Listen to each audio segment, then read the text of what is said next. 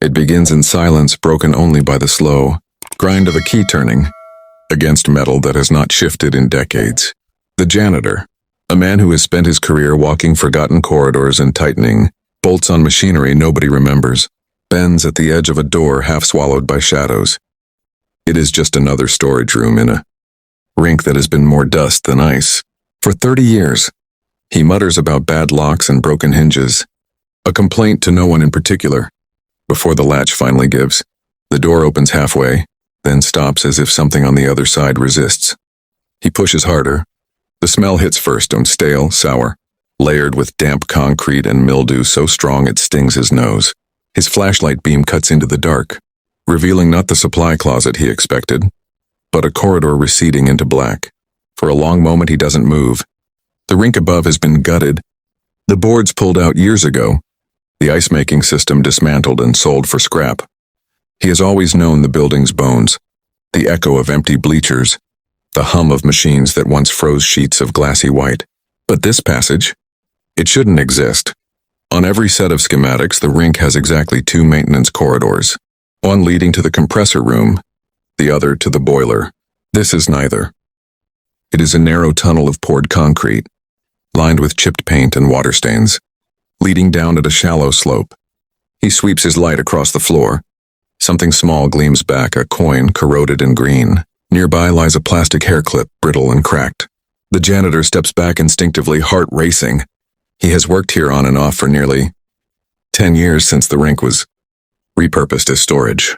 He knows the stories, everyone in town does. 11 kids vanished during a lock-in in 1991, never to be seen again. Some say the building collapsed. Others whisper darker things, that the kids were taken, hidden, sacrificed. Over time, the stories blurred into ghost tales told to teenagers, daring each other to sneak in. He had never put stock in them. Until now. He steadies the flashlight and forces himself to lean forward, his shoes scraping against debris. On the wall just beyond the doorframe, someone had scrawled initials in thick marker. They are faded but still legible, stacked in a cluster like kids writing their names during a game. A few are underlined twice, as if desperate to be remembered. He recognizes one, a surname he's seen etched on a plaque near the town's small memorial garden, a name belonging to one of the vanished children. The flashlight trembles in his grip. The deeper he looks, the stranger it becomes. At the far end, the light catches metal bars, thick and welded into place, like a gate built inside the tunnel. A padlock still hangs on it, rusted to the point of flaking. Behind those bars, the darkness swallows everything whole. He imagines shapes shifting, breathless whispers, the phantom sound of children shuffling in line. His chest tightens, a mixture of fear and disbelief. This place has been sealed for decades, and yet artifacts lie scattered as if dropped yesterday. He retreats from the doorway, but not all the way. The air feels charged, heavy with secrets pressing from the concrete. He snaps photos with his phone, though the beam of his flashlight barely illuminates more than fragments. A shoe sole torn from its body, a faded paper cup with a defunct soda logo. He zooms in, hands shaking, until the grainy image freezes on the initials etched in the wall. That alone will be enough to stir everything the town tried to bury. He knows this instinctively, the way one knows a storm is rolling in before the thunder speaks. When he finally pulls the door closed again, his palms are slick with sweat. The lock resists being turned back into place, and he doesn't force it. He leaves it ajar, as though resealing it might trap him too.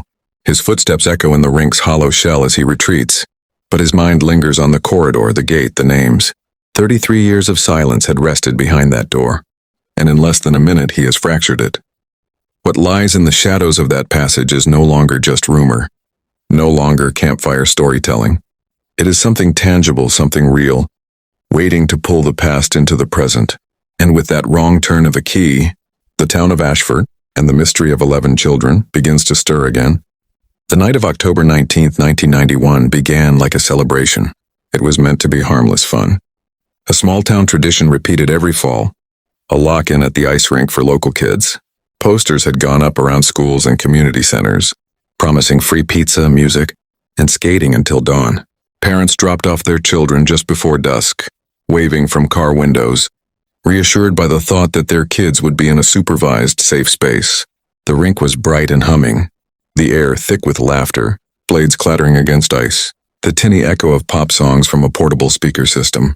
11 children, ranging from 10 to 14 years old, were there among dozens of others, excited for the novelty of staying out all night.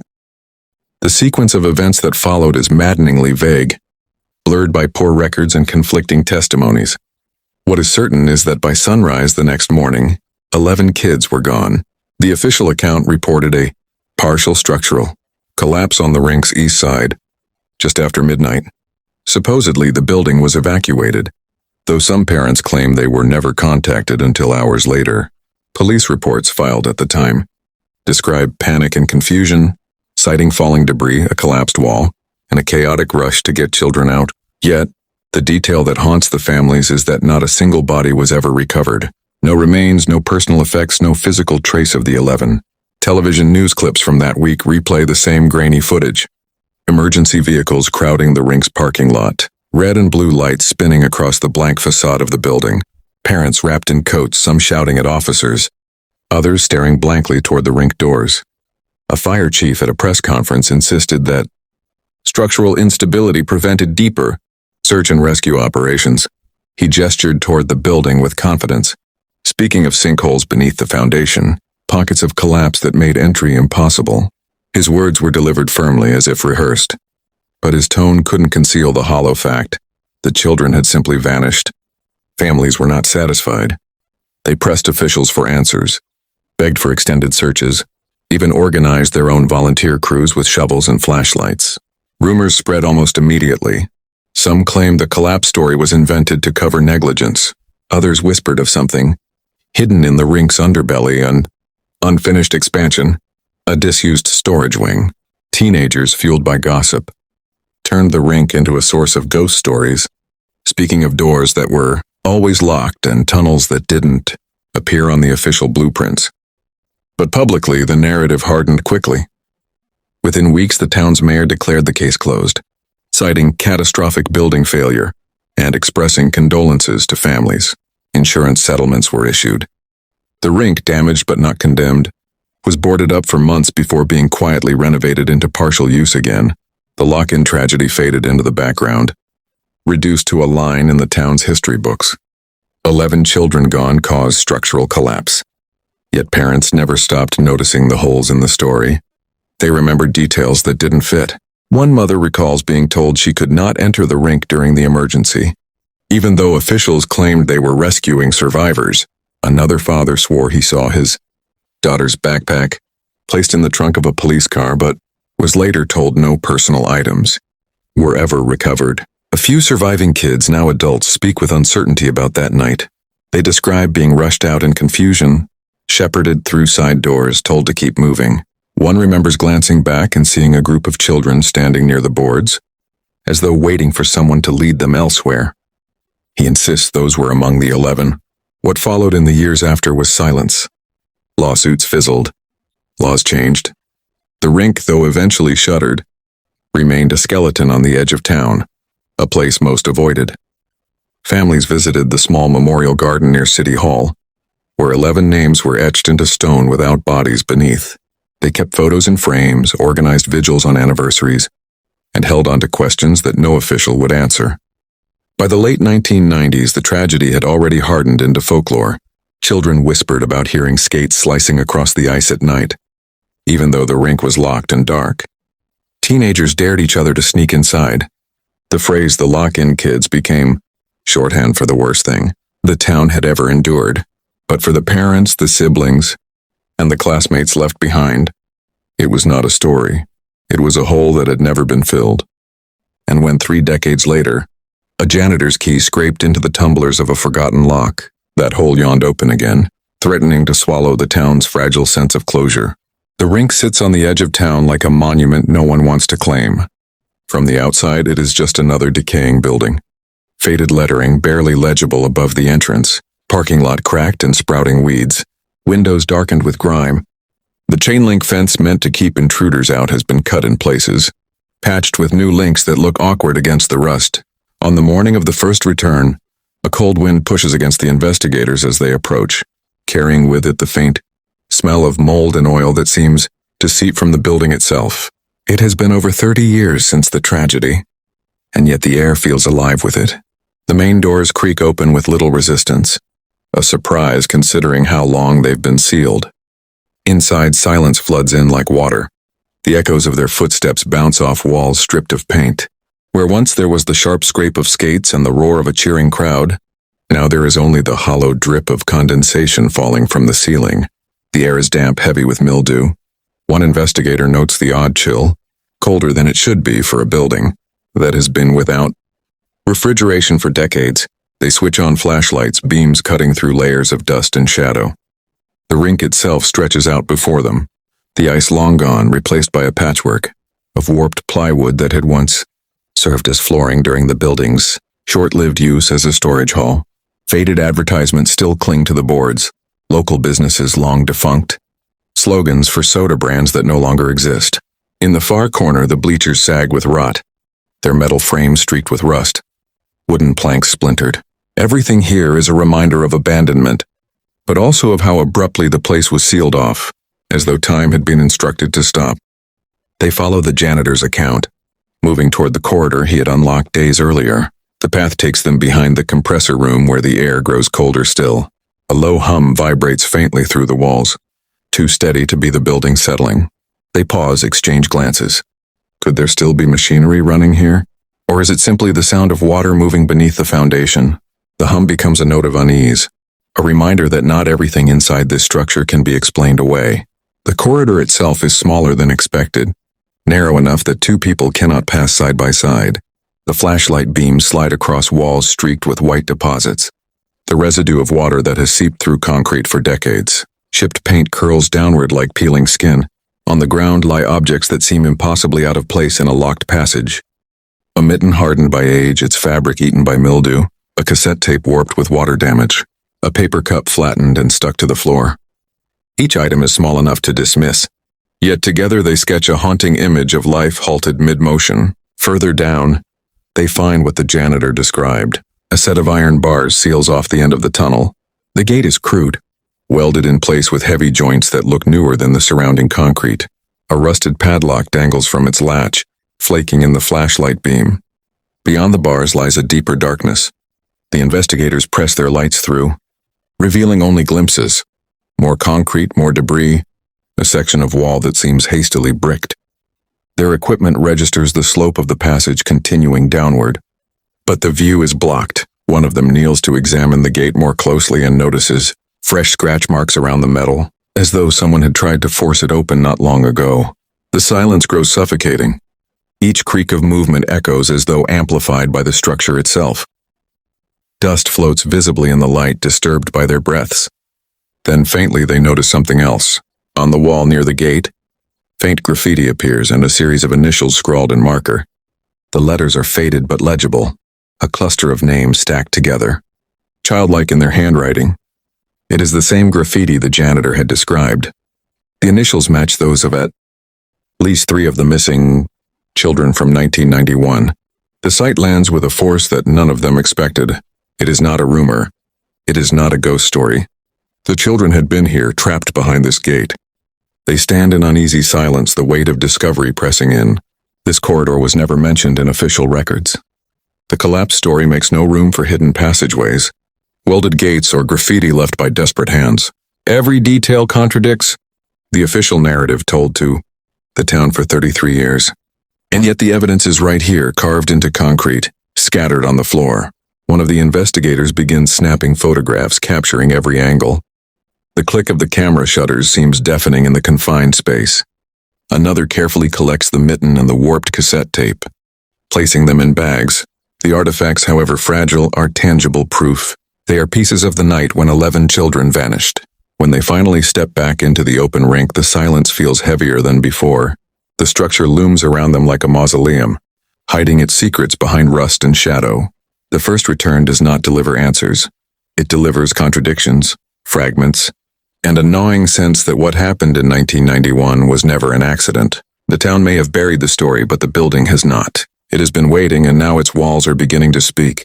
In a small, dust-choked office tucked behind the rink's lobby, the investigators find a room that looks more like it was abandoned in a hurry than properly cleared. The blinds are still drawn, stiff with dirt. and the desk sits buried beneath a mess of old papers, water-warped files, and outdated sports schedules. A stack of cardboard boxes leans in one corner, their sides collapsing under the weight of years. At first glance, nothing seems unusual, just another forgotten office from a failed community space. But as they sift through the boxes, one of them pulls free something unexpected: a school yearbook. Its once bright cover now faded and sticky with age. The book is swollen from moisture, its binding soft and fragile.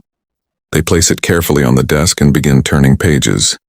It is a yearbook from Ashford Junior High, dated the spring of 1991, the same year the children vanished. The portraits of smiling students peer out through the mottled glass of the plastic overlays, frozen in an era of hairspray and neon jackets. Page after page offers faces that the town has tried to forget, and then suddenly the investigators find them, the 11. Their photographs appear scattered across the pages, some in class pictures, some in candid shots at the rink itself, all wearing the unknowing smiles of children who would never grow older. The shock of recognition settles over the group. But the yearbook holds more than portraits. Along the margins of several pages, words have been scrawled in pen, not the kind of neat signatures. Students trade with one another at the end of a school year, but hurried, uneven notes. Some are fragmented sentences. Not supposed to tell. Different night. Ask coach. On another page, circled around the photo of one of the missing girls, someone has drawn arrows pointing to the phrase Friday, not Saturday. The handwriting is inconsistent, suggesting more than one author. The ink has bled in places, making some words illegible, but enough remains to raise chilling implications. The lock-in had always been described as a Saturday event. The flyers and local newspaper ads placed it squarely on Saturday night, October 19th, yet these notes insist otherwise. They suggest that the children were expected, perhaps even invited, on a different day, a day that doesn't match the official record. If that is true, then the tragedy may not have been an accident at all, but a carefully orchestrated event, staged to take place when fewer people would notice. They photograph each page, careful not to damage the brittle paper. The camera captures fragments, a doodle of the rink itself, scrawled arrows pointing to names, a half-finished list of initials. With one word beneath it, downstairs. That word stops them cold. There is no official downstairs in the rink. The public design never included basement access, only shallow equipment pits. Yet here it is, written in the hand of a child, casually but deliberately, a clue buried in a forgotten yearbook. The more they examine the artifact, the heavier the atmosphere becomes. The room feels smaller, as though the walls lean in with each discovery. It is not just the notes themselves, but what they imply. That someone in 1991 knew more. That children were aware of something planned. That the story told to their parents afterward was built on lies. Every margin, every scribble, contradicts the neat official narrative that was pressed into place. Within weeks of the disappearance, one investigator carefully closes the yearbook and sets it aside, as though it carries a weight beyond its pages. They glance at the dust-coated shelves around the office, wondering what else might be hidden here. What other artifacts survived the purge of records that followed the disaster? But already, with just this one object, the picture begins to shift. The children did not simply vanish into a structural collapse. They were gathered, expected, led somewhere. As they prepare to leave the office, the investigators notice something else. Underneath the desk, tucked against the wall, lies a broken piece of corkboard with rusty thumbtacks still embedded in it. Faded paper fragments cling to the surface, including a corner with blocky red print that looks like the edge of a flyer. The investigators recognize the font immediately. Matches the posters advertising the lock-in. But this scrap, unlike the public flyers they've seen in archives, shows a different date, October 18th, a Friday. The room falls silent. The yearbook notes, the scribbled word, downstairs, and now this fragment all point in the same unsettling direction. The event that took 11 lives was never what it claimed to be. The lock-in was not an accident. It was planned on a different night with a different purpose, in a place that was never supposed to exist. When they finally step back into the rink's cavernous silence, carrying the yearbook and the flyer fragment, the weight of the past feels heavier than ever. The building does not just echo with tragedy, it now whispers conspiracy. The story the town has clung to for 33 years is unraveling, and the children's names in the margins are the first thread pulled loose. The next stage of the investigation takes them away from the decaying rink and into the colder, quieter halls of bureaucracy. If the physical site hides contradictions, the paper trail is where those contradictions should either collapse or solidify. They begin at the county records office, a squat government building with fluorescent lights that hum faintly overhead. It smells of dust, toner, and paper that has been aging in drawers no one has touched in years. The clerk on duty is polite but weary, clearly used to amateur sleuths chasing local legends. Still, she pulls out the requested files, property records, permits, and official police reports from the fall of 1991. At first glance, the stacks appear complete, stamped and filed in orderly fashion. But as the investigators dig deeper, holes begin to show. The police report dated the night of the lock-in runs just 2 pages before it ends. Abruptly mid-sentence, the final line reads, "At approximately 12:47 a.m., officers were directed toward the east corridor where," and then nothing. The next page in the file is blank, followed by an unrelated form. A request to see the original carbon copy is met with a shrug. That's all that's in the archive. They shift to building permits, searching for evidence of the collapse repairs that supposedly followed. Yet there are no permits in 1991 or 1992. For the rink's east wall, the nearest entry is a routine electrical inspection in 1989, and then a sudden renovation in 1994, listed under general structural reinforcement. No notes, no explanation, just a 3-word description. The gap is glaring. If there was a collapse, there should be emergency permits. Engineering assessments, demolition orders, none exist. The official account collapses under its own missing weight. Next, they request employment. Logs for Rink staff in 1991. The ledgers they are, handed are bound but incomplete, with missing weeks in October. In place of names, there are empty rows as though the records were scrubbed clean. One investigator notices that payroll checks stop being issued to 3 staff members after September of that year, with no termination forms or transfers. It is as if they vanished from the system, just like the children did. At the state archives, the inconsistencies grow stranger. Shipping manifests from companies that supplied concessions to the Rinkless deliveries made into November of 1991, even though the Rink was supposedly shuttered after the collapse. Tax filings from the Rink's operating company for that fiscal year are stamped and submitted but list event rentals as income for dates long after the tragedy. The documents themselves are ordinary, the kind of bureaucratic paperwork no one looks at twice. But in their ordinary language lies something damning. The Rink remained active well beyond the point when the public was told it was unsafe and abandoned. The more they collect, the more the files begin to feel like a puzzle, where too many pieces are missing. Police reports cut off, permits never filed, names erased from ledgers, receipts that insist the Rink lived on in the shadows after it was declared a disaster site. Each gap seems deliberate, as though someone chose precisely which strands of the record to cut. The investigators pin copies of the documents to a board in their temporary workspace. Strings of red twine connect the scattered dates, missing pages and incongruous receipts. A timeline emerges, jagged and broken. Official collapse on October 19th, records ceasing abruptly that same night. Yet evidence of continued use of the building for months afterward. At the center of it all is the silence of absence, the unfiled, the unrecorded, the missing. Late into the night, one of them notices something that chills the group further. On the property deed for the Rink, buried in the margins, is a signature dated December 1991, nearly 2 months after the tragedy. It is a reassignment of liability from the local municipality to a private trust no one recognizes. The name of the trust is bland and generic, Silver Pines Holdings, but no record exists of it before that date. The building, it seems, was quietly transferred out of public hands at the exact moment families were still demanding answers about their missing children. The realization hangs heavy in the room. The paper trail is not simply incomplete, it is manipulated. Someone ensured that the official account could never be reconciled with the physical evidence. It is not incompetence, it is concealment. And concealment of this scale requires more than a careless clerk or a sloppy inspector. It requires intent, As the night deepens, the investigators lay out their findings. Each document a small contradiction that together paints a vast silence. They have not yet uncovered where the children went, or why, but they know this much. The official story of a structural collapse is a lie built on missing pages.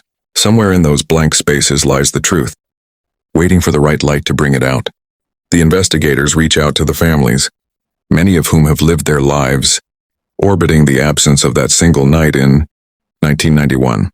Some are reluctant to speak, tired of reporters and amateur sleuths reopening old wounds. Others answer the call almost immediately, as though they have been waiting for someone to ask again, for someone to truly listen. They gather in living rooms heavy with framed photos, folded quilts, and the quiet hum of televisions left on for company. In these spaces, the tragedy is not folklore or theory. It is a daily weight, woven into routines, shaping who they became. One mother, now gray-haired and soft-spoken, recalls the moment she arrived at the rink that night. She had been told there was an incident, and that her daughter was being brought outside. But when she arrived, she saw no children, only police cars and uniformed men blocking the entrance.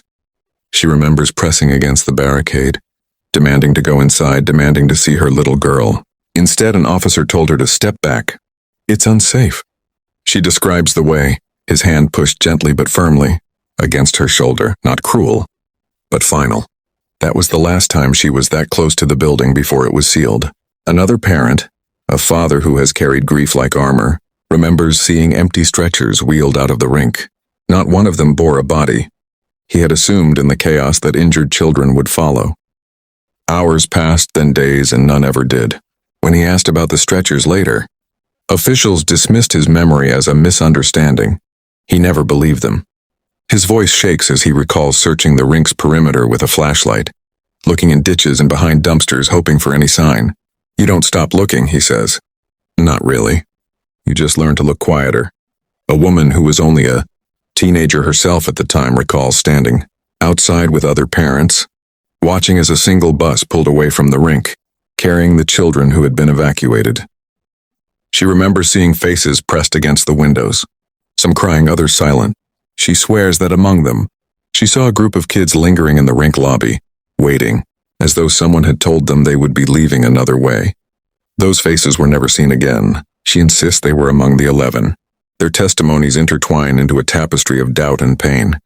None of them trust the official account of the collapse.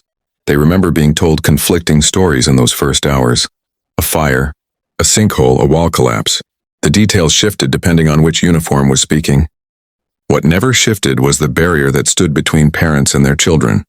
Some bring out boxes of keepsakes they've preserved over 3 decades. Birthday cards and school essays, Christmas ornaments. One mother places a folded piece of paper on the table. Her daughter's skating schedule for October 1991. The final date circled is the lock-in. In the margin, in a child's handwriting, is a note. Bring flashlight. The mother says she never noticed it before the night her daughter disappeared. To her, it has always felt like a message, something out of place, something she cannot explain. The investigators sit quietly, recording, photographing, but more importantly, listening.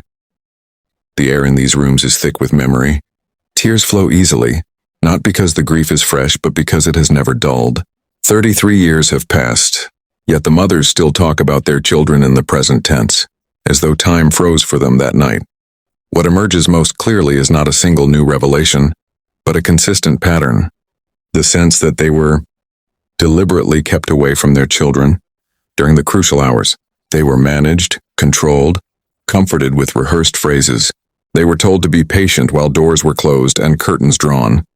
Every mother and father remembers the feeling of being outside, watching officials move purposefully, while the rink itself seemed to swallow their children whole. One mother, her hands clasped tightly as though holding on to something invisible, sums it up in a whisper. We weren't allowed to save them. They didn't let us. Her words fall heavy in the silence, echoing the same conclusion that investigators have already begun to draw from the missing paperwork and the hidden corridor. The disaster was not chaotic. It was managed. As the investigators leave, the parents press photographs and documents into their hands, copies of flyers, old letters, handwritten notes. Each artifact is offered with the same hope, that someone finally will piece together the fragments and tell the truth about what happened behind those locked doors. By the time the interviews conclude, it is no longer just about records or corridors. It is about mothers at the gate kept outside, holding vigil in the cold night air while officials spun a story. It is about the voices that were silenced, not just of the children but of the families who never stopped demanding to be heard. And now, 33 years later, the silence is beginning to fracture. The deeper the investigation goes, the more resistance begins to surface. It starts subtly in ways that could almost be dismissed as coincidence. A request for additional county documents is suddenly misfiled, with the clerk insisting the box can't be located. A local librarian, who had been helpful in pulling newspaper microfilm, calls to say she's been instructed not to grant further access without written authorization. Emails to the municipal archive that once received prompt replies now sit unanswered. The silence feels deliberate, a tightening of invisible strings. Then the pressure grows sharper. The lead investigator receives a phone call late at night from an unlisted number. The voice on the other end is calm, almost cordial, but unmistakably threatening. "You've gone far enough," the caller says. "These families deserve peace, not more questions. Drop it." The line goes dead before a response can be made. When the number is traced, it returns nothing, as though the call never existed. Local officials begin to speak publicly as well, giving carefully worded statements that reframe the investigators' work as reckless. A county commissioner tells a community paper that revisiting painful myths only deepens wounds for grieving families. The phrasing is deliberate. Myths, not facts. Another official dismisses the team's findings as baseless speculation fueled by urban legend. Yet no one addresses the missing police pages, the unexplained property transfer, or the payroll gaps. Instead, the strategy is to delegitimize the effort by undermining its motives. As the investigators continue, they notice they are no longer alone when working near the rink. Unmarked cars sit in the lot across the street with engines idling. Men who do not identify themselves linger at the periphery of the property, once while photographing the east corridor from outside. One of the team notices a red laser dot sweep briefly across the wall. It vanishes as quickly as it appeared, but the message is clear. Someone is watching. The community itself seems divided. Some locals quietly encourage the investigation, slipping envelopes of photocopied notes under the investigator's motel door, or whispering that things never added up after the disappearance. Others cross the street to avoid them, muttering that those kids are gone. Let it rest. A store clerk warns that stirring old rumors will bring nothing but trouble. The fear is palpable, a generational habit of silence. One of the most unnerving encounters comes during a scheduled interview with a retired police officer who had been on duty in 1991. He agrees to meet at a diner but arrives tense, his eyes scanning the room. When asked about the missing pages in the report, he stiffens and shakes his head. "I can't talk about that," he says. Pressed further, he leans in close and whispers, "You don't understand. We were told to stop. Orders from above." His hands tremble as he slides his untouched coffee away and stands to leave. At the door, he turns back, his expression lined with decades of regret. "You won't find what you're looking for. They buried it too deep." He doesn't explain who they are, but the implication lingers. Behind closed doors, the investigators argue about how to proceed. Some worry the mounting pressure will soon turn into outright interference, subpoenas, trespassing charges, or worse. Others believe the escalation is proof they are close to something vital, something worth silencing. The tension among them mirrors the larger conflict between truth and narrative. The official story has held for 33 years, but every uncovered thread threatens to unravel it. The pressure campaign is not only external. Anonymous letters begin appearing, slipped under doors and taped to car windshields. Most are vague warnings. Stop digging. Let the past rest, but one includes a photocopy of a child's class photo from 1991 with 11 faces crudely blacked out in ink. The investigators recognize them immediately, the vanished children. The photo was never released publicly. Someone with access to private school records wanted them to know they are being watched, and perhaps mocked for even trying. By this point, it is no longer possible to treat the obstacles as coincidence. The stonewalling, the threats, the quiet campaign to discredit and intimidate, they all point to the same conclusion. The story the investigators are building is real enough, dangerous enough, that someone with power is actively working to suppress it. The question is no longer just what happened to the 11 children, but who benefits from keeping the truth buried 3 decades later. Late one evening, as they sit surrounded by copies of files and taped interviews, the team listens back to a recording of the mother who whispered, "They didn't let us save them." Against the backdrop of rising pressure, her words take on new gravity. If parents were blocked, if records were scrubbed, if officials are still pushing back after all these years, and then the disappearance wasn't a tragic accident. It was something orchestrated, something preserved. The atmosphere grows heavier. Every step forward weighted with the knowledge that they are being watched. Still, the path ahead is clear. The only way to break the silence is to find something undeniable, something too large to suppress. And that means returning to the Rink, not for rumors or paperwork, but for what might still be hidden within its walls. The decision to re-enter the Rink is made with unease, but it feels inevitable. The paper trail has led them to dead ends, and the interviews, though moving, can only provide fragments of memory. What they need is something tangible from the night itself, an artifact unfiltered by official channels or the haze of decades. The Rink, sealed and decaying, holds the best chance of such a discovery. They wait until nightfall, not because they intend to break in, but because the cover of darkness offers quiet and space to work without interference. The janitor, who had stumbled upon the hidden corridor weeks earlier, agrees to unlock the building again, though his reluctance is evident. His hands tremble as he slides the key into the lock, and he mutters, "I shouldn't be doing this more than once." The investigators reassure him that they only want to look, to document. Still, the man lingers near the doorway, unwilling to follow them inside. The Rink is colder at night, its silence pressing in like a weight.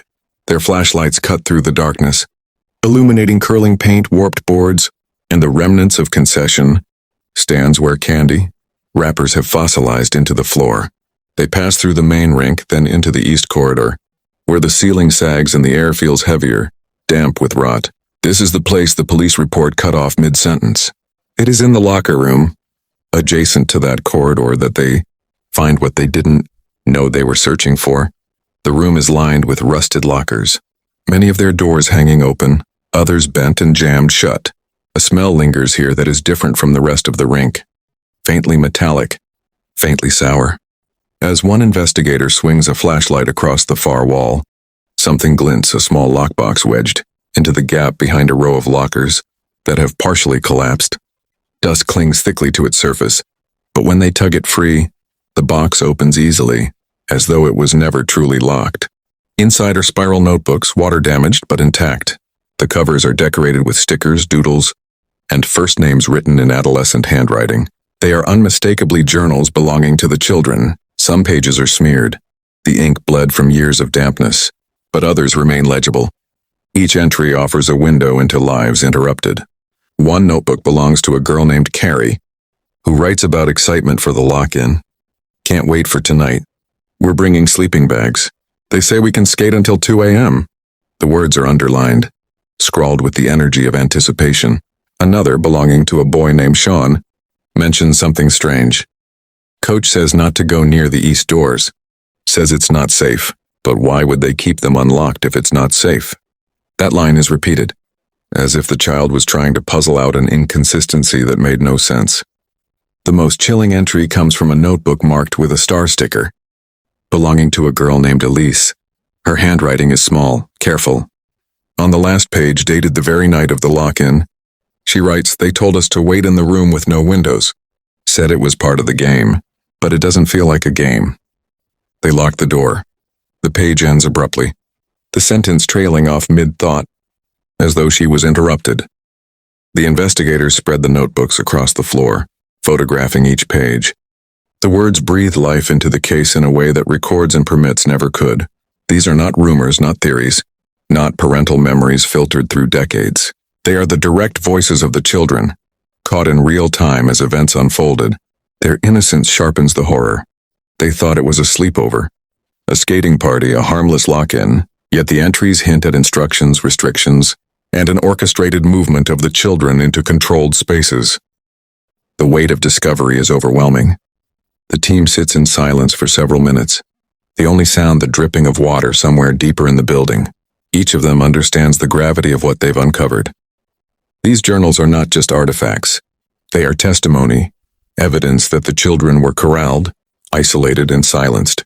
The official narrative of a sudden collapse cannot explain locked doors, secret rooms, and the calm yet uneasy words of a girl writing in her notebook just before she disappeared. When they finally pack the journals into protective sleeves, the air in the locker room feels heavier still, as though the walls are holding secrets too vast to be spoken aloud. One investigator pauses to glance back at the lockers before leaving. The rows seem to lean inward, like mute sentinels watching them depart with the voices they've guarded all these years. Outside, the janitor asks quietly, "Did you find something?" The investigators exchange a glance but say only, "Yes." They do not elaborate. How could they? The truth they are holding in their hands is too raw, too fragile, to share in the parking lot of an abandoned rink at midnight. What they know, however, is undeniable. The journals prove the children were not victims of an accident. They were contained, directed, hidden, and someone orchestrated every step of it. The journals are not something that can be quietly filed away. Once copies are scanned and secured in multiple locations, the investigators make a calculated choice to show excerpts to a small circle of trusted locals. It is a gamble, but they know the official narrative cannot withstand the weight of the children's own words. The first to see them is a retired teacher who had taught several of the missing kids. Her hands tremble as she runs her fingers across Elise's careful handwriting. "That's her," she whispers, eyes glassy. "I used to tell her to slow down with her letters. She always wrote like she was racing time." The recognition is immediate and visceral. It leaves no doubt about authenticity. Word spreads faster than the investigators expect. Soon, fragments of the journals begin circulating among townsfolk. Photocopies passed hand to hand, whispered about in grocery store aisles, tucked into hymnals at church. The effect is electric. For 3 decades, the story of the rink has been told in official, sterilized terms: a structural failure, a tragic accident, the unlucky timing of 11 children in the wrong place. Now, for the first time, the children are speaking for themselves, and what they say contradicts everything the town was taught to believe. The reactions are immediate and divided. Some families feel vindicated, finally hearing proof that their doubts were justified. One father tells a reporter, "They said I was crazy chasing ghosts, but my son wrote those words. He knew something was wrong." His voice breaks, years of suppressed fury spilling into the open. Others recoil in fear, warning that nothing good will come of digging up the past. A local pastor preaches a sermon about false prophets of memory, cautioning his flock not to let dark writings mislead the grieving. His words are less about faith than about control, and they carry the cadence of a man under pressure from unseen hands. The media begins to circle. At first, it is only a small regional paper that publishes a cautious piece, framed as new artifacts spark fresh questions. But soon, larger outlets sniff a story. By the end of the week, a camera crew stands outside the rink gates, broadcasting live while townspeople gather uneasily nearby. Microphones thrust forward. Reporters ask pointed questions. Why do the journals contradict police reports? Who authorized children to be locked in a windowless room? Why are key records missing from county files? The official response comes swiftly and predictably. The sheriff's office issues a statement insisting the journals are inauthentic and planted to stir up controversy. A county spokesperson calls them fabrications meant to exploit grief. Yet when pressed on specifics, how the handwriting matches, how the notebooks bear the wear and tear of decades in the rink, how certain details align with memories of parents, they deflect. No concrete rebuttal is offered, only denial. The denials, rather than quieting the storm, fuel it. Community members who were once passive begin voicing long-held suspicions. A retired contractor says on record that he was told not to approach the rink during the so-called repairs in 1991. A nurse recalls ambulances parked outside that night with lights flashing but no patients loaded in. Each testimony chips away at the story. The authorities, have clung to for 33 years. Meanwhile, the investigators themselves feel the net tightening. Anonymous threats escalate. One morning, they find the tires on their rental car slashed. A note tucked under the windshield wiper.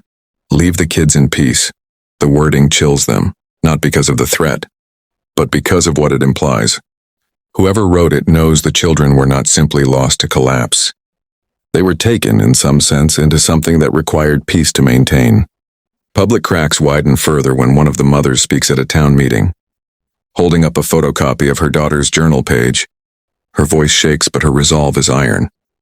They told me I was hysterical, that the building fell, that my girl was gone in rubble. But look at this. She wrote that she was locked in. Locked in. That is not a collapse. That is not rubble.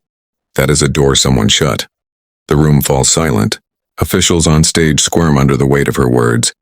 The meeting is adjourned abruptly, the lights in the hall flickering, as though the building itself resists what is being said. But the damage is done. The journals, once hidden in a locker room, have begun to break open the town's carefully managed memory. The official story is no longer unchallenged. It is wounded, bleeding credibility in front of cameras, neighbors, and grieving families who are no longer content to be silent. For the investigators, the moment is both triumph and peril. They have achieved what many thought impossible, forcing the truth into the light. But with the public narrative cracking, the forces that built and protected it will not retreat quietly. If anything, the backlash will be fiercer now, more desperate, more dangerous.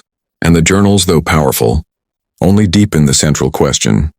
If the children were not lost to a collapse, then where were they taken that night and by whom? The call comes quietly, almost like a whisper in the storm. One of the investigators receives a folded note slid under the motel door late at night. The handwriting is blocky, cautious, with only a phone number and 3 words. You don't know. For hours, the team debates whether to call it, suspecting a trap, but the silence gnaws at them. At dawn, one of them dials. The voice on the other end is older, gravelly, and strained by hesitation. He refuses to give his name, but admits he once worked at the Rink. He insists he is not a hero, not even particularly brave, but that the journals have changed everything. You've stirred it up, he says. They'll come harder now. But you should hear what I know before it's too late. He agrees to meet, on his terms, in the back booth of a diner just off the highway. The meeting is tense from the start. The man arrives in a faded ball cap pulled low, his eyes constantly scanning the windows. His hands shake as he lights a cigarette, though the diner clearly forbids it. The investigators let him, knowing it is less about nicotine than control. When he finally speaks, the words come out in bursts, as though decades of silence weigh heavily on each syllable. He claims he was a junior maintenance worker at the Rink in 1991, brought in to help set up for the lock-in. He remembers seeing children arrive with sleeping bags and snacks, excited for the night. But as the hours passed, he noticed things that didn't feel right. Certain doors that were never locked were suddenly chained. Hallways normally lit were plunged into darkness, and staff members he had never seen before, men in plain clothes but with radios, were stationed by exits keeping watch. When the collapse story spread the next morning, he says, it didn't make sense. He had been in the East Corridor earlier that night. There were no structural issues, no cracks or warnings. He believes now that the collapse was fabricated, a cover for something else. What he remembers most clearly is being ordered, just before midnight, to wheel supplies, blankets, crates of bottled water, into a back room near the East Corridor. I thought it was odd, he admits, stocking up for a skating party. Hours later, that same room was sealed shut, with the sound of children's voices muffled behind the door. The investigators press him for details and his voice breaks. They told us it was a drill. Just a drill. That's what they said. But I heard crying. I heard pounding on the door. His hands tremble so. Violently, he nearly drops his cigarette. He insists he tried to raise concerns but was quickly silenced. Supervisors told him to leave, that his shift was over. When he returned the next day, the building was ringed with police and he was told never to speak of what he'd seen. If you want to keep working in this town, one of them warned, you didn't see anything. For years he buried it, convincing himself he had misunderstood, that maybe it really was an accident. But the journals, and especially Elise's words about being locked in, confirmed what he had feared all along. It wasn't rubble that took them, he says. It was people. People with keys. As he speaks, his eyes dart constantly to the door, as though expecting someone to burst in. He warns the investigators that what they've uncovered so far is only the surface. You think it's about the rink, but it's bigger than that. The rink was just the door. Behind it, there was something else, something we weren't supposed to see. When asked what he means, he shakes his head. I don't know. Or maybe I don't want to. All I know is they made sure those kids didn't come out. Before leaving, he scribbles something on a napkin, a crude map of the rink's lower level, with an X marking a storage area beneath the east corridor. If it's still there, he mutters, you'll find more than you bargained for. Then, he crushes his cigarette into the plate of uneaten eggs and slips out the side door, disappearing into the parking lot without looking back. The investigators sit in stunned silence, the napkin between them. The weight of his words presses on them like lead. It is one thing to suspect manipulation, to find missing pages and contradictory reports. It is another to hear a direct account from someone who was there, someone who heard the cries, the pounding fists, the sound of children locked away. They leave the diner with more than just a lead. They carry a warning. Whatever happened at the rink was not an accident. It was deliberate, controlled, and forced. And now, with a crude map in hand, the next step is clear. They must return to the east corridor and see what lies beneath the floor that has kept its secrets for 33 years. The map on the napkin becomes an obsession. Each investigator studies its crude lines, comparing them against old blueprints salvaged from the county, archives and faded fire safety, posters once tacked to the rink's walls. The drawings don't align perfectly, but the implication is clear. Beneath the east corridor, beneath the locker rooms and concession stands, lies a space that no official document acknowledges. The idea gnaws at them.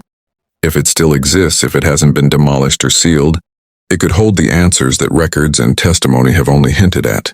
They return to the rink under the cover of early morning, the kind of gray hour when the town is still quiet, when even watchful eyes tend to rest.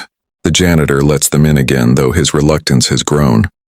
He refuses to step past the threshold this time, muttering that whatever they're looking for was buried for a reason.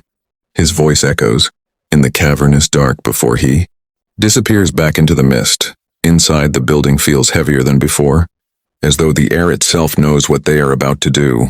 Dust clings to their skin as they move down the east corridor, each footstep crunching against broken tile. At the far end, just beyond the locker room where the journals were found, the map suggests a stairwell should descend, but all they see is a stretch of concrete floor, smoother and newer than the surrounding slabs. It is unmarked, unbroken, except for the faint impression of stamps, half swallowed by dust and grime. They kneel with flashlights brushing the surface. Letters emerge in raised relief, a contractor's stamp, dated December 1991. The discovery sends a shiver through them. This floor was poured after the disappearances, after the supposed collapse, precisely when the property was quietly transferred to Silver Pines Holdings. The timing is too precise, too damning. This is not just concrete. It is a seal. Working carefully, they tap the surface with a hammer. The sound is different here, hollow beneath the new slab. Compared to the solid echo of the surrounding floor, something lies below. They take chisels to the edge where the concrete meets the older foundation, prying away small chips. Dust fills the air, fine and acrid, clinging to their lungs. Beneath the top layer, they find a void, a sliver of darkness where the slab ends. The map was right. A space exists beneath their feet. The more they work, the more the stamped surface reveals itself as deliberate concealment. It isn't just a floor. It's a lid. The edges are too precise, too neat, as though designed to cover something specific. At one corner, they uncover a patch where the concrete is thinner, and there they find it, the rusted outline of a hatch filled over but not erased. Their hearts pound. This is the kind of detail officials cannot wave away as myth. This is evidence of intent. One investigator wedges a crowbar under the seam, straining until the concrete cracks. The sound is deafening in the cavernous space, echoing like gunfire. They freeze, listening, half expecting someone to come running, but only silence answers, the rink holding its breath. With renewed effort, they pry again. The hatch shifts, dust sifting from its edges. Beneath it is a cavity, black, cold, and impossibly deep. They lower a flashlight into the gap, the beam cutting into darkness that swallows it hungrily. At first nothing. Then, as the light steadies, shapes emerge, walls lined with rough concrete, shelves stacked with old metal crates, and in the far corner, what looks like a row of benches or cots. Everything is coated in dust, frozen in time.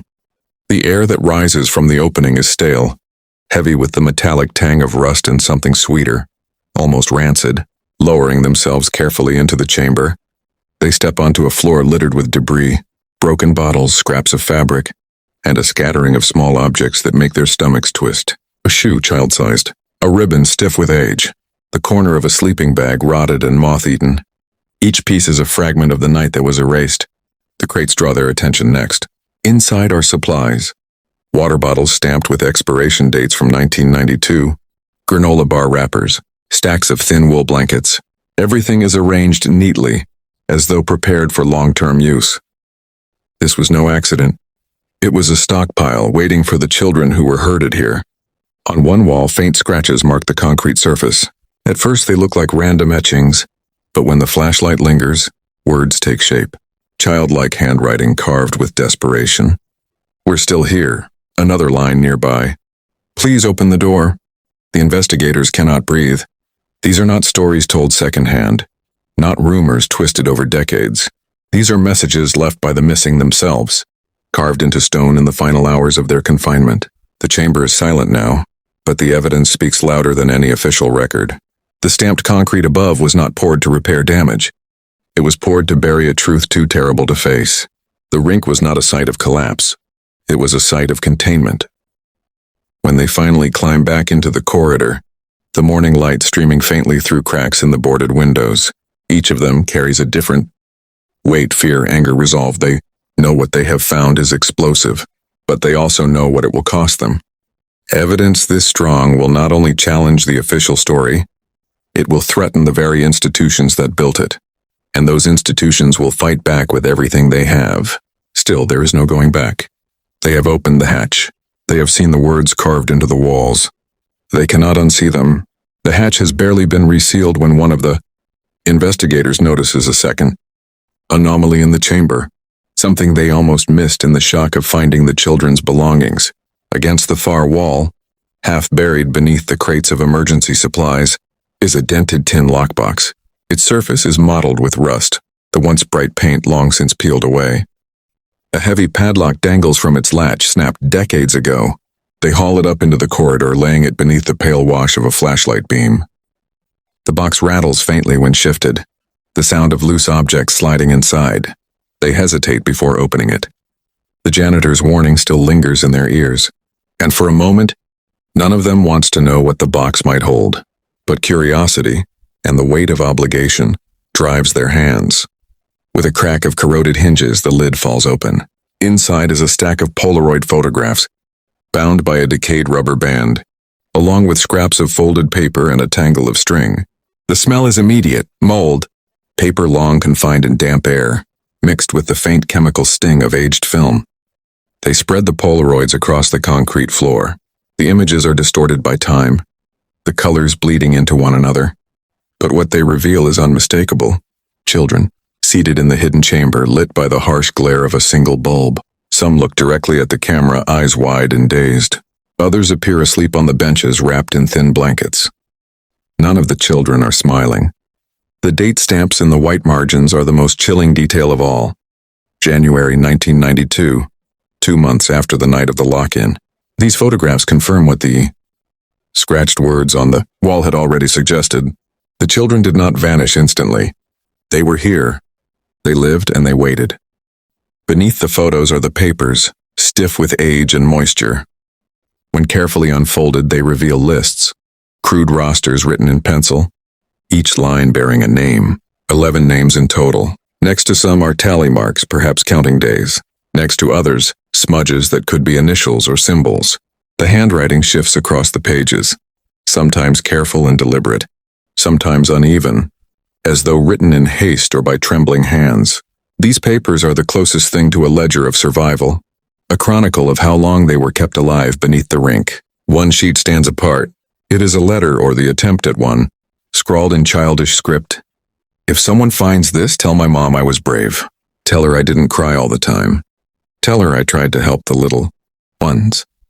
The words trail off at the bottom, where the pencil has torn through the paper. None of the investigators speak as the letter is passed between them.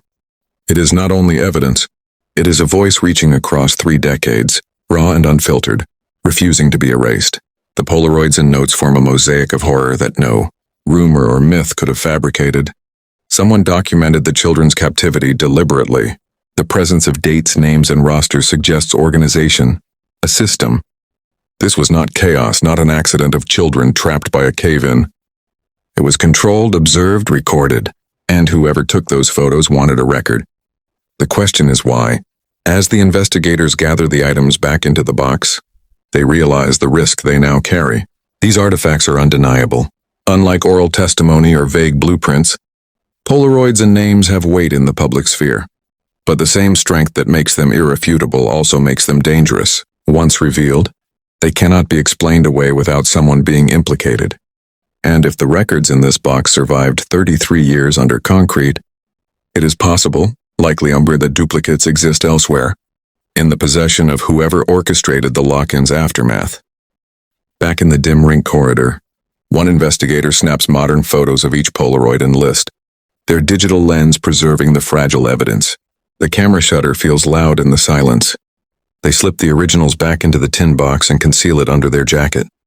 Their hands shake as they do it, not from fear of discovery in the moment, but from the enormity of what carrying this truth will mean. Outside, the dawn has sharpened into day. Cars are beginning to move through the streets.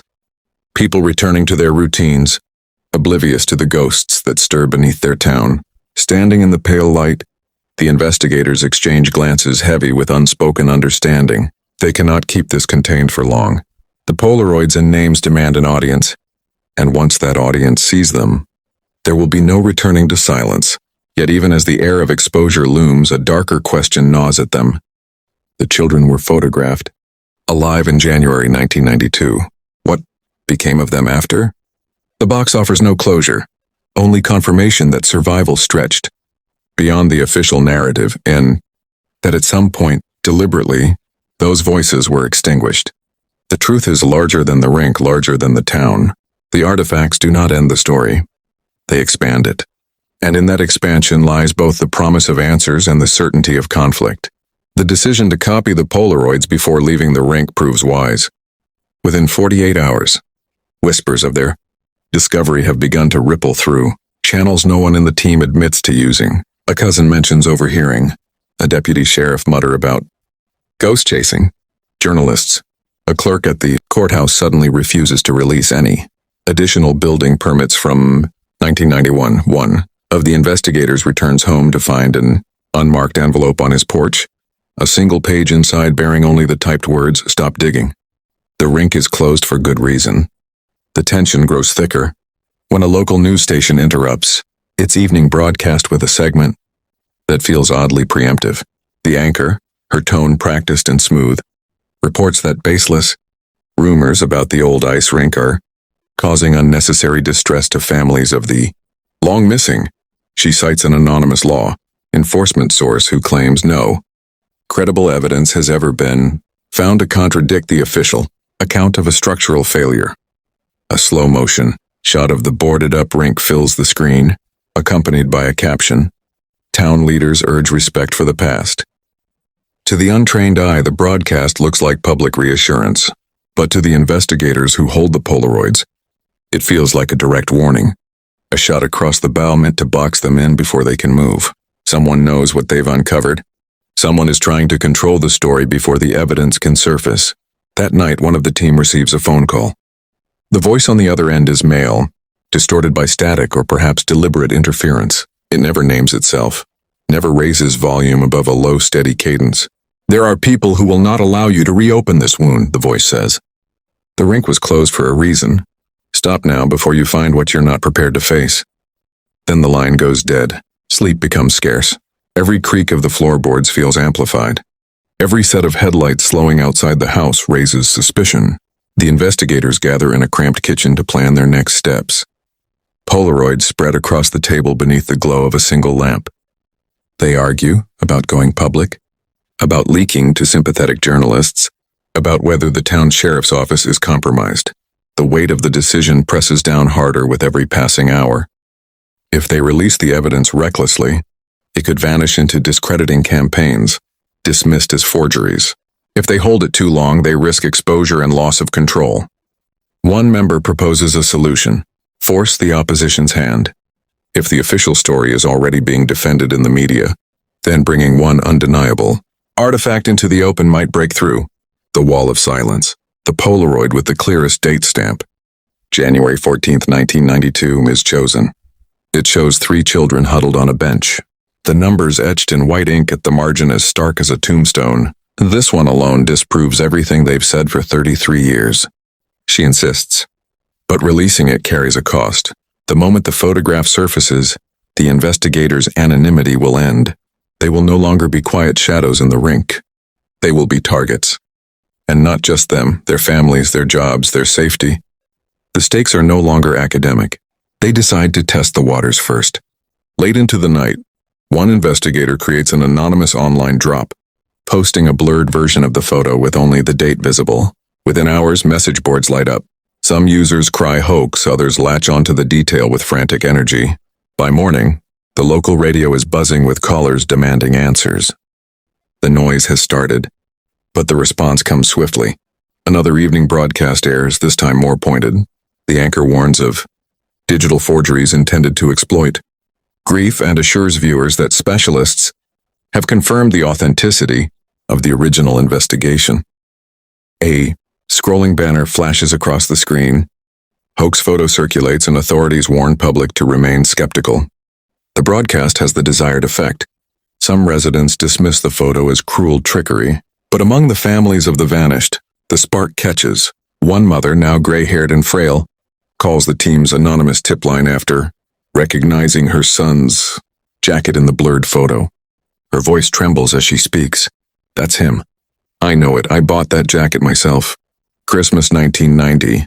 The detail cannot be fabricated. It is memory against narrative, blood against bureaucracy. The investigators realize the counter-narrative is strong, but it is also brittle. Each artifact, each name, each Polaroid has the potential to crack it further. Yet with each crack comes louder retaliation, more visible pressure. They are entering a dangerous escalation, where the line between revelation and ruin grows thinner by the day. And beneath all the noise, one haunting certainty lingers. If the officials are fighting this hard to suppress a single photograph, what will happen when the full box is revealed?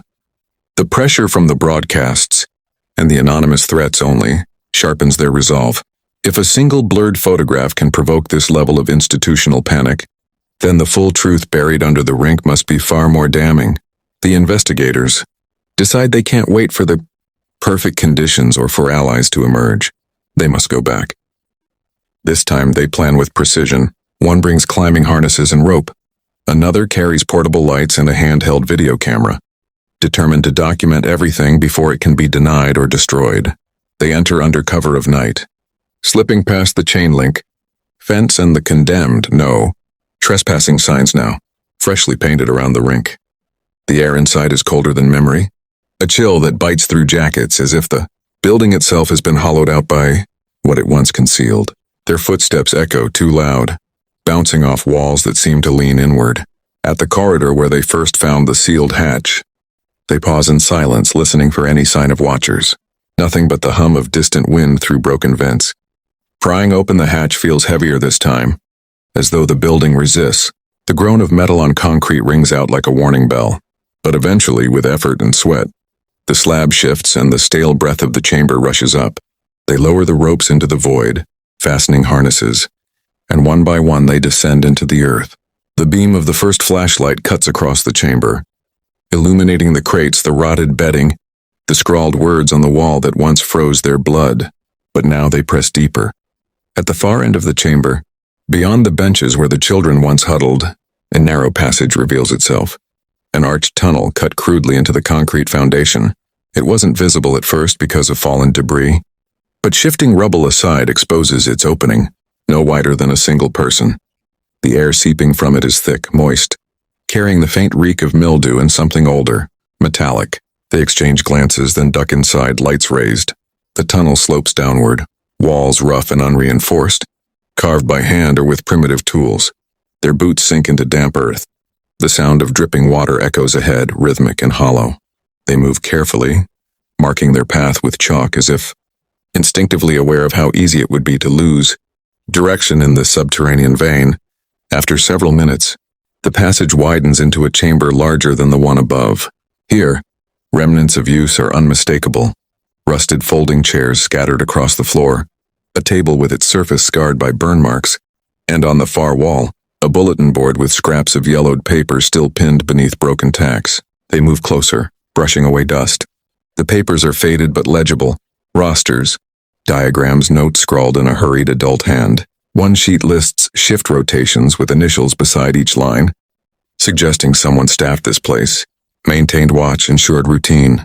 Another shows crude floor plans, with arrows pointing to exits that don't appear on any official blueprint of the rink. It dawns on them that this was not merely a holding area. It was a managed environment, operated with purpose. The weight of discovery tightens when they uncover another artifact. A reel-to-reel tape recorder, half crushed by time but still recognizable, with a spool of tape wound loosely inside. Its label reads only Log Mofeb 3.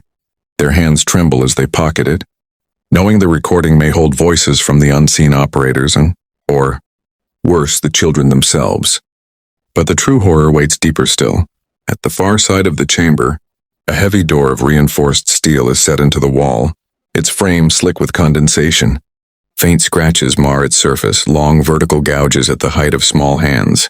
The investigators trace the marks with their fingertips, their throats tightening. Whatever lay beyond this door was not meant to be left behind. They try the handle, but it refuses to turn. The lock is industrial, brutal, designed for containment. One produces a pry bar, another a portable cutter. The work is slow, agonizing, every clang reverberating through the tunnels like a drumbeat. In the silence between strikes, they swear they hear echoes that don't belong to them. The faint shuffle of movement deeper in the dark, the whisper of air displaced. But each time they swing their lights behind, the tunnel is empty. Finally, with a scream of tearing metal, the door yields. A rush of air escapes, stale and fetid, carrying with it a scent that makes them gag. A mix of decay, iron, and something chemical, sharp enough to sting the eyes. They step inside and their lights sweep across rows of makeshift bunks, and far more than 11. At least 20. The bedding is stained, shredded, long abandoned.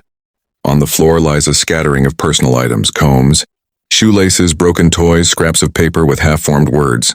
It is a dormitory of ghosts. But it is not empty of presence. In one corner against the wall sits a pile of objects stacked deliberately, a pyramid of shoes, each child-sized, laces tied together. On the top rests a pair of ice skates, pristine white, untouched by decay.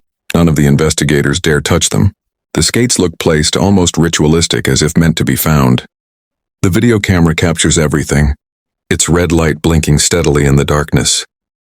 The investigator behind it whispers almost involuntarily. This was never just a disappearance. This was a program. The words hang in the damp air like a verdict. They retreat shaken, carrying the reel-to-reel tape and their footage as if they were relics. The tunnel seems to close in around them on the climb back. Every sound amplified, every shadow stretched. When they finally emerge into the rink's corridor, the relief of open space almost knocks them off their feet. They seal the hatch again, but the sense of having crossed a line lingers. Now they carry proof not only of captivity but of structure, planning, oversight, and proof that whoever built this did so with intent to hide children far longer than the official story ever allowed. The set piece has shifted the ground beneath them. The evidence is too vast to ignore, and too dangerous to keep hidden. But as they gather themselves in the silent rink, a realization chills them more deeply than the air. Someone may already know they've been down there. The silence felt too watchful, the shadows too patient. If this program had overseers once, who's to say they ever left? The footage from the tunnel leaks before they intended to. One of the investigators, spurred by fear that the evidence might be confiscated or destroyed, uploads a short segment to a secure server. Within 24 hours, an edited clip is circulating. The camera's beam sweeping across the underground dormitory, lingering on the pile of shoes, and finally freezing on the pristine white skates balanced at the top. There is no commentary, no voiceover, only the hum of damp air and the trembling breath of whoever filmed. It spreads quickly, copied and reposted. Stripped of context but too visceral to ignore, the reaction is immediate and volatile. Local families who lost children in 1991 gather outside the rink with candles demanding answers. They chant their children's names, some holding enlarged copies of the old missing posters faded by time. Reporters descend on the town, crowding the sidewalks, knocking on doors of relatives who have lived in quiet grief for decades. The county sheriff's office issues a curt statement. No credible evidence. Supports claims that the rink was used for unlawful purposes, but the words ring hollow when juxtaposed with images of the underground. Chamber now looping on national news. Town council members hold an emergency meeting in the cramped municipal building. The walls straining against the press of bodies. Investigators sit at the back, anonymous in the crowd, listening as officials scramble to control the narrative. Some urge calm, calling the footage misinterpreted. Others demand that the rink be sealed permanently and the trespassers arrested for endangering public property. Yet it is the anguished cry of one mother, standing in the aisle with tears streaming down her face, that silences the room. Those are my son's shoes. I tied those laces myself. No official statement can smother that testimony. The fallout extends beyond the town. National outlets seize on the contradiction. Why are there underground chambers stocked with supplies, rosters, and artifacts if the official story was always a structural collapse? Why do Polaroids exist with January 1992 date stamps? Why are officials so quick to label everything a hoax without allowing independent investigators to access the site? The questions pile up faster than the authorities can deflect them. The sheriff's office escalates. A press conference is called where uniformed officers stand stiffly behind a podium. The sheriff, jaw clenched, declares the footage criminal, trespass and dangerous, fabrication. He warns that those responsible for spreading misinformation will face prosecution. He refuses to answer direct questions about the artifacts, repeating that the matter was closed in. 1991, the performance is intended to project strength, but the anger in his eyes betrays strain. Meanwhile, the investigators feel the squeeze tighten. They notice unmarked vehicles idling near their homes, headlights extinguished but engines purring low. One receives a call from his employer, informing him of an unexpected audit that could jeopardize his job. Another finds her mailbox smashed. A crude message scrawled on paper stuffed inside. Enough. Fear creeps in, but so does resolve. The system is showing its teeth, which means the system feels threatened. Journalists sympathetic to the families begin contacting the team directly, offering platforms for testimony and protection in exchange for full disclosure. Some investigators push to go public, to hand over everything, the Polaroids, the ledgers, the reel-to-reel tape still waiting to be played.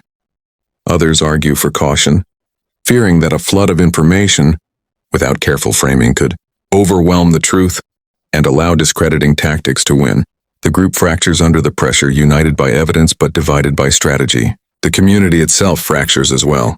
Some residents rally behind the families, demanding a full independent investigation. Others accuse the investigators of exploiting grief and stirring conspiracy, arguing that the town has suffered enough.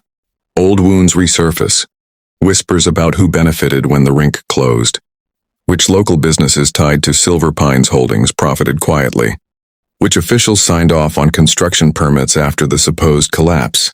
The cover-up, if that is what it was, is no longer a distant rumor. It has become a living fault line splitting neighbors apart. Through it all, the investigators cling to one looming choice: release the final artifacts or hold them.